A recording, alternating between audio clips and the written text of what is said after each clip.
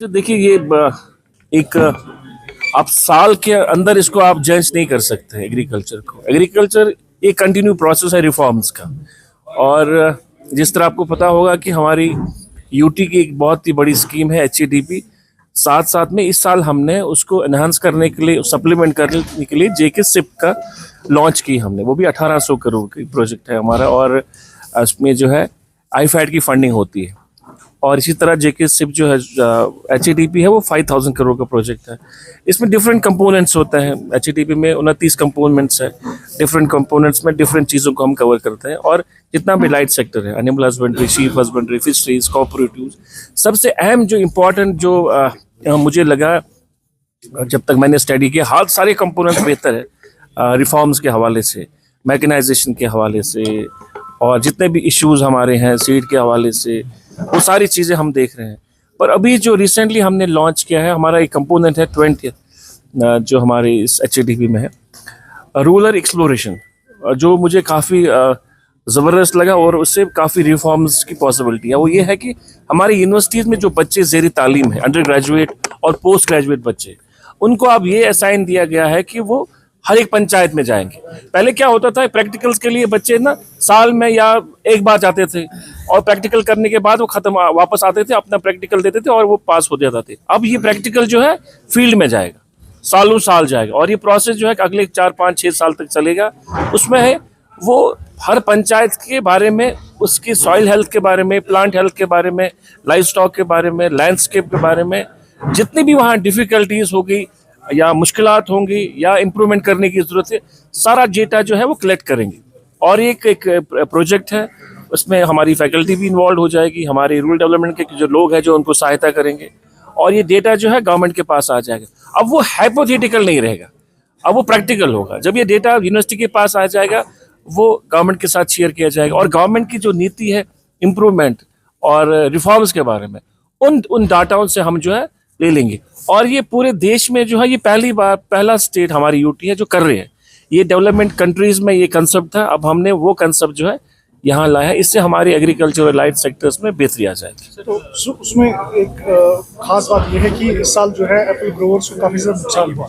खासकर हम अगर देखेंगे तो हमारा एप्पल पूरी दुनिया में मशहूर था, लेकिन उस पर ये हाई डेंसिटी जो एप्पल्स आना, उसके प्लांट्स लगाना, आप मानते हैं कि ये भी एक फैक्टर है कि यहाँ पर एप्पल ग्रोवर्स को काफ़ी ज़्यादा नुकसान हुआ?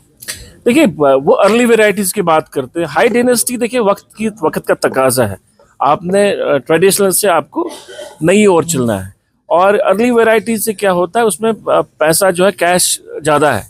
और हमारी रियासत में साउथ कश्मीर खासकर और सेंट्रल कश्मीर में खासी तादाद में लोगों ने जो है, हमारे प्रोग्रेसिव फार्मर्स हैं, उन्होंने इस हाई डेंसिटी का इसकी जो प्लांटेशन करी है, और वो अच्छा इस वक्त कर रहे हैं, माशाल्लाह ठीक कर रहे हैं। अब इसमें कहीं दिक्कत ये भी आ रही है कि इस बहाने से बहुत सारे गलत चीज़ें भी आती है।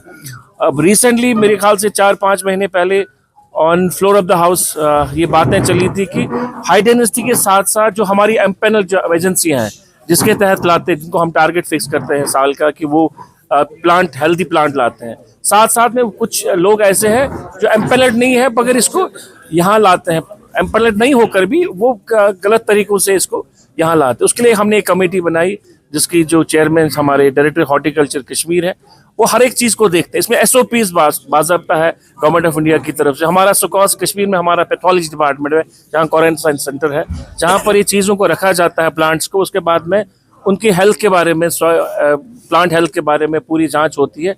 एक सारा पूरा जो SOP है लगा होता है। अब वो कमेटी जो है फाइनल रिपोर्ट हमें दे रही है, क्या वाकई कहीं प्रिविलेज है, इसको इम्प्रूवमेंट करने की जरूरत है।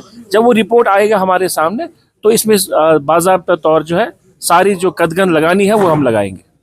साल खत्म होने को है, एग्रीकल्चर की बात करते हैं, कैसा एग्रीकल्चर रहा इस साल? अभी देखिए, जैसे मैंने पहले कहा, ये कंटिन्यू प्रोसेस है, इम्प्रूवमेंट है।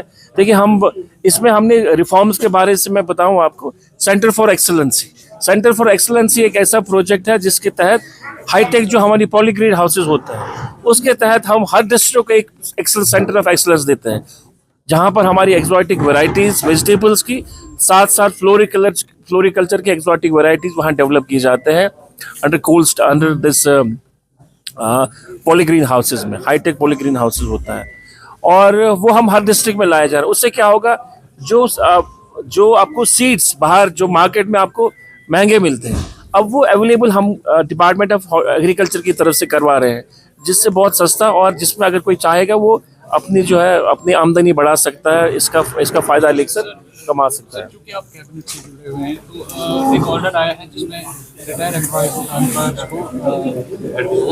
रिटायर्ड एम्प्लॉयज को नए से एम्प्लॉयमेंट दी, तो इस पर बीजेपी ने काफी तनकीद की, कहा है कि रीइनस्टेटमेंट कहाँ पर हुआ है, कौन सा ऐसा हुआ है, बताइए जरा मुझे। जिसमें स्पीकर जो हमारे रहीम खातर है उनके 2 years का अपॉइंटमेंट है, वो एक रिटायर्ड एम्प्लॉय। देखिए, पहले तो ये कि पहले कहीं ये नहीं है कि भाई अगर आप किसी को एंगेज कर सकते हैं, और एंगेज अगर कर सकते हैं इन एक्सट्रीम कंडीशंस में, और किन हालात में करते हैं। अगर हालात में उस आदमी की जरूरत है और डिपार्टमेंट को लगता है कि वो बेहतरी कर सकता है, या अभी उसको 1 साल और एक्सटेंड देना है जिससे वो डिपार्टमेंट में बेहतरी कर सकता है या सिस्टम को बेहतर बना सकता है, तो मुझे लगता है वहां पर गवर्नमेंट जो है लीनियंट व्यू देती है। मगर इस सरकार ने अभी तक मुझे नहीं लगता किसी को एक्सटेंड करा है।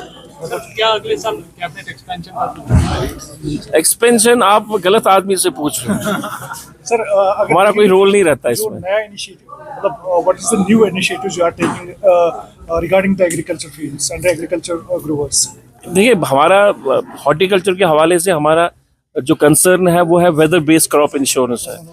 जैसे पीएम किसान जो है, जो हमारी फसल बीमा योजना है, उसके तहत हमारे जितने भी सारे डिस्ट्रिक्ट 20 के 20 डिस्ट्रिक्ट जो है कवर है। मगर हॉर्टिकल्चर सेक्टर में अभी हम नहीं कर पा रहे हैं, और अभी जो है उसको, जैसे मैंने भी कहा कि उस चीज़ को लेके हम काफ़ी संजीदा है, और अभी वो फाइनल स्टेज में है। जो उसकी बिडिंग प्रोसेस है, 1-2 बिडर ने क्वालिफाई किया है, उसमें कुछ दिक्कतें हैं जिसको हम इवेलुएट कर रहे हैं, जो ऑनरेबल सीएम साहब को हमने बताया है। और हम लोग साथ साथ ये भी एक्सप्लोर कर रहे हैं कि मार्केटिंग इंटरवेंशन स्कीम जो ग्रेड सी होता है, जो एप्पल है, उसके लिए भी हम कोशिश कर रहे हैं। वो भी हमने सीएम साहब से बात करी है कि किस तरह हम लोग उसके हवाले से फाइनेंस को जोड़े, एक बजटरी प्रोविंस रखे हैं। अभी वो इन्फेंसी में है, अभी वो इवेलुएट हो रहा है। Weather based crop insurance scheme final stage में है, मुझे यकीन है कि इंशाल्लाह रहमान वो इम्प्लीमेंट होगी। और साथ साथ में हमने उसके पैरेलल सप्लीमेंट के लिए हमने MIS को भी रखा है। तो दोनों में से अगर ये स्कीम नहीं होती है तो वो स्कीम हम उठा लेंगे, अगर वो होती है तो ये नहीं। बोथ द वेज, हाँ, बोथ द वेज हमारे हॉर्टिकल्चर सेक्टर में हम इसको पुश कर रहे हैं। बहुत बहुत शुक्रिया, थैंक यू।